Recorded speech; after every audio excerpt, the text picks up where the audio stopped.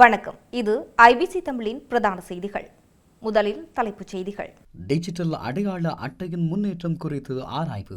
ஊழல் தொடர்பில் வாக்குமூலம் அளித்தவர் இடமாற்றம். வேலை நிறுத்தத்தில் குதிக்கும் பொது சுகாதார பரிசோதகர்கள். அரசுடைமையாகிறது பசிலின் பிணைப்பணம். சிறைக்கு செல்ல போகும் பிணைதாரர்கள். ஒரே நாளில் 4 சிறைச்சாலைகளை கட்டுக்குள் கொண்டு வந்த நீதியமைச்சர். களத்தில் அதிகாரிகள். போலீசாருக்கு லஞ்சம் வழங்க முற்பட்ட 6 சந்தேக நபர்கள் கைது. நிறைவு பெற்றது செம்மணி மனித புதைகுழியின் அகழ்வு பணி. சமர்ப்பிக்கப்பட உள்ள அறிக்கை. நாட்டின் சில பகுதிகளுக்கு வெப்ப வானிலை எச்சரிக்கை. பிரதேச செயலாளரை அச்சுறுத்திய அரசு உத்தியோகஸ்தர் கைது. தொடர்பான விரிவான செய்திகள்.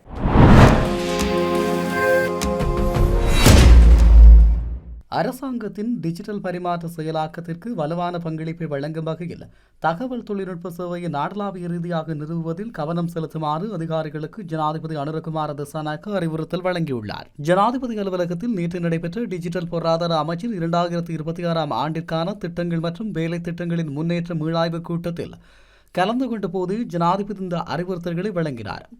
2030ஆம் ஆண்டளவில் இலங்கையின் டிஜிட்டல் பொருளாதாரத்தை $30 பில்லியன் உயர்த்தும் அரசாங்கத்தின் திட்டத்தின் கீழ் டிஜிட்டல் பொருளாதார அமைச்சு மற்றும் அதன் கீழுள்ள நிறுவனங்களினால் தற்போது செயற்படுத்தப்பட்டு வரும் வேலை திட்டங்களின் முன்னேற்றம் குறித்து இதன்போது விரிவாக ஆராயப்பட்டது. ஆட்பதிவு திணைக்களம், இலங்கை தொலைத்தொடர்பு ஒழுங்குபடுத்தல் ஆணைக்குழு, இலங்கை கணினி அவசர பதிலளிப்பு பிரிவு, தரவு பாதுகாப்பு அதிகார சபை, கவுடெக் நிறுவனம், இலங்கை டெலிகாம், மொபிட்டல் நிறுவனம், கொழும்பு தாமரை கோபுரம் நிர்வாக நிறுவனம் உள்ளிட்ட நிறுவனங்களின் கீழ் செயற்படுத்தப்படும் திட்டங்களின் முன்னேற்றம் மற்றும் தொலைக்காட்சி நிகழ்ச்சிகள், டிஜிட்டல் மயமாக்கல் திட்டம் உள்ளிட்ட திட்டங்களின் செயற்பாடு மற்றும் முன்னேற்றம் குறித்து தனித்தனியாக ஆராயப்பட்டது. இந்த ஆண்டின் இறுதியில் டிஜிட்டல் அடையாள அட்டையை வெளியிடுவது தொடர்பிலான செயற்பாடுகளின் முன்னேற்றம் குறித்து ஜனாதிபதி வினவியதுடன் அதற்கான நடவடிக்கைகள் தற்போது மேற்கொள்ளப்பட்டு வருவதாகவும், முதலாவது டிஜிட்டல் அடையாள அட்டையை இந்த ஆண்டின் இறுதியில் வெளியிட திட்டமிட்டுள்ளதாகவும் அமைச்சின் அதிகாரிகள் சுட்டிக்காட்டினர்.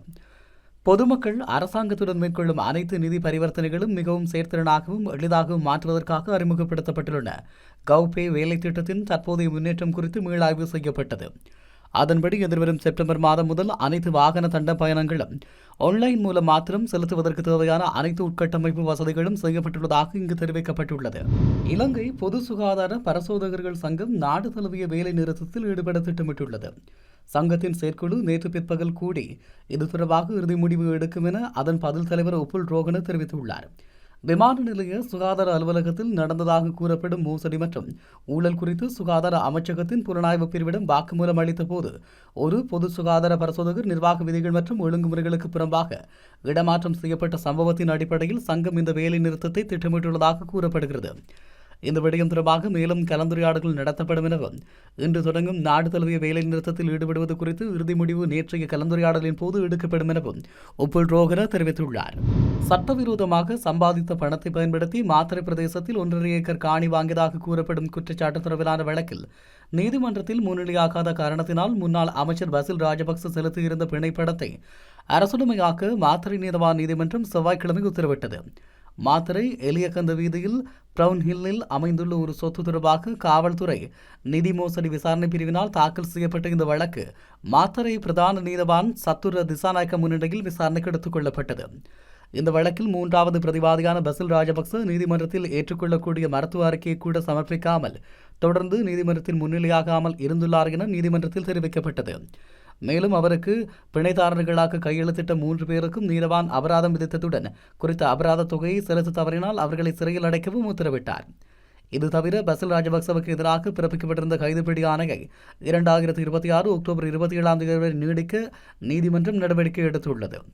செவ்வாய்க்கிழமை வழக்கு விசாரணைக்கு எடுத்துக் கொள்ளப்பட்ட போது முதல் மற்றும் 2வது பிரதிவாதிகள் நீதிமன்றத்தில் முன்னிலையாகினர். அத்துடன் முறைப்பாடு சார்பில் FCID அதிகாரிகள் மற்றும் பிரதிவாதிகள் சார்பில் ஜனாதிபதி சட்டத்தரணி அனில் டி சில்வா உட்பட்ட சட்டத்தரணிகள் குழுவும் முன்னிலையாகினர். சிறைச்சாலைகளில் நிகழும் அசாதாரண நிலை குறித்து எழுப்பப்படும் கேள்விகளுக்கு பதிலளிக்கும் விதமாகவும் கைதிகளின் நலனை உறுதி செய்யும் விதமாகவும் நீதி மற்றும் தேசிய ஒருமைப்பாட்டு அமைச்சரும் சட்டத்தரணியுமான கர்சன நாணயக்கார சிறைச்சாலைகளுக்கு சென்று ஆய்வை மேற்கொண்டுள்ளார். இந்த நடவடிக்கை நேற்று முன்னெடுக்கப்பட்டுள்ளது. இதற்கமைய களத்துறை சிறைச்சாலைக்கு சென்ற கர்சன நாணயக்கார ஊடகங்களுக்கு உரையாற்றுகையில் அவசர நிலைகளுக்கு பதிலளிப்பதையும் கைதிகளின் நலனை உறுதி செய்வதையும் முதன்மை நோக்கமாக கொண்டு தீவில் உள்ள ஒவ்வொரு சிறைச்சாலையிலும் அரசு நிறுவனங்களை உள்ளடக்கிய ஒரு கூட்டு அமைப்பு நிறுவப்பட நடவடிக்கை எடுக்கப்பட்டுள்ளது. அரசு அதிகாரிகளால் கூட்டாக நிறுவப்படும் இந்த கூட்டு அமைப்பு பிரச்சினைகள் குறித்து விவாதிப்பதற்காக மாதத்திற்கு ஒரு முறையாவது கூட வேண்டும். தீவில் உள்ள அனைத்து சிறைச்சாலைகளையும் அடிப்படையாக கொண்டு இந்த கூட்டு அமைப்பை நிறுவுவதற்கான நடவடிக்கைகள் எடுக்கப்பட்டுள்ளது. இதற்கமைய நேற்று களுத்துறை, காலி, பூசா மற்றும் மாத்தறை சிறைச்சாலைகளை மையமாக கொண்டு பிராந்திய அரசு நிறுவனங்களின் சிரேஷ்ட அதிகாரிகள் பங்கேற்புடன் கூட்டுக்குழுக்கள் அமைக்கப்பட உள்ளன எனவும் குறிப்பிட்டார். இந்த நடவடிக்கையில் களத்துறை சிறைச்சாலை அதிகாரிகள் எதிர்கொள்ளும் பிரச்சினைகள் குறித்து அமைச்சருக்கும் அதிகாரிகளுக்கும் இடையே கலந்துரையாடல் ஒன்று இடம்பெற்றுள்ளதாக தெரிவிக்கப்படுகிறது. கிளிநொச்சி போலீஸ் பிரிவுக்குட்பட்ட A9 பிரதான வீதியின் பரந்தன் பகுதியில் காணப்படுகின்ற வீதி சோதனை சாவடியில் போலீசாருக்கு லஞ்சம் வழங்க முற்பட்ட 6 சந்தேக நபர்கள் கைது செய்யப்பட்டுள்ளனர். குறித்த கைது நடவடிக்கை நேற்று முன்னெடுக்கப்பட்டுள்ளது. சந்தேக நபர்களான டிப்பர் வாகன சாரதிகள் போலீசாருக்கு லஞ்சம் வழங்கி சட்டவிரோத மணலை கொண்டு செல்ல முற்பட்ட வேளை இந்த கைது நடவடிக்கை எடுக்கப்பட்டுள்ளது. இந்த நிலையில் அவர்களின் 5 டிப்பர் வாகனங்களும் போலீசாரின் போலீஸ் நிலையத்தில் தடுத்து வைக்கப்பட்டுள்ளது. சம்பவத்தில் கைது செய்யப்பட்ட 6 பேரையும் நேற்றைய தினம் நீதிமன்றத்தில் முற்படுத்த நடவடிக்கை எடுக்கப்பட்டுள்ளதாக போலீசார் தெரிவித்தனர். குறித்த சம்பவம் தொடர்பாக கிளிநொச்சி போலீசார் விசாரணைகளை மேற்கொண்டு வருகின்றனர். செம்மணி மனித புதைகுழியில் 3ஆம் கட்ட அகழ்வு பணிகள் 56 நாட்கள் முன்னெடுக்க நீதிமன்றம் அனுமதி வழங்கிய நிலையில் 56வது நாளான நேற்றைய தினம் புதன்கிழமை இறுதி நாள் அகழ்வு பணிகள் இடம்பெற்றன. செம்மணியில் 1ஆம் கட்ட அகழ்வு பணிக்காக 9 நாட்களும், 2ஆம் கட்ட அகழ்வு பணிக்காக 54 நாட்களும், 3ஆம் கட்ட அகழ்வு பணிக்காக 56 நாட்களும் நீதிமன்றத்தினால் அனுமதி வழங்கப்பட்டு அகழ்வு பணிகள் முன்னெடுக்கப்பட்டன. இதன் அடிப்படையில் இதுவரை செம்மணியில் மேற்கொள்ளப்பட்ட 110 நாள் அகழ்வு பணிகளில் 583 எண்புக்கூடுகள் அடையாளம் காணப்பட்டுள்ள நிலையில் அவை அனைத்தும் அகழ்ந்தெடுக்கப்பட்டுள்ளது. இதன்படி 3ஆம் கட்ட அகழ்வு பணிகள் நேற்றுடன் நிறைவடைந்த நிலையில் அது குறித்து பேராசிரியர் ராஜ் சோமதேவாவினால் விசேட அறிக்கை ஒன்று சமர்ப்பிக்கப்பட்டுள்ளதாக சட்டத்தரணி VS நிரஞ்சன் தெரிவித்துள்ளார். எதிர்வரும் செப்டம்பர் 30ஆம் தேதிக்கிடையில் இந்த அறிக்கை சமர்ப்பிக்கப்படும் என அவர் கூறியுள்ளார். கிடைக்கப்பெற்ற பிற சான்று பொருட்களை அடிப்படையாக வைத்து இந்த அறிக்கை சமர்ப்பிக்கப்பட உள்ளதாக அவர் சுட்டிக்காட்டியுள்ளமை குறிப்பிடத்தக்கது. கிழக்கு மற்றும் வடமத்திய மாகாணங்கள் உள்ளிட்ட நாட்டின் பல பகுதிகளில் இன்று வெப்பமான வானிலை நிலவக்கூடும் என வளிமண்டலவிய திணைக்களம் எதிர்வு கூறியுள்ளது. அதன்படி இன்று பகல் நேரத்தில் கிழக்கு மற்றும் வடமத்திய மாகாணங்களிலும் யாழ்ப்பாணம், கிளிநொச்சி, வவுனியா, முல்லைத்தீவு மற்றும் மொனராகலை மாவட்டங்களிலும் சில இடங்களில் மனித உடலில் உணரப்படும் வெப்பநிலை வெப்ப குறியீடு எச்சரிக்கை நிலைவரை அதிகரிக்க வாய்ப்புள்ளது எனவும் திணைக்கள அறிக்கையில் எச்சரிக்கை விடுக்கப்பட்டுள்ளது.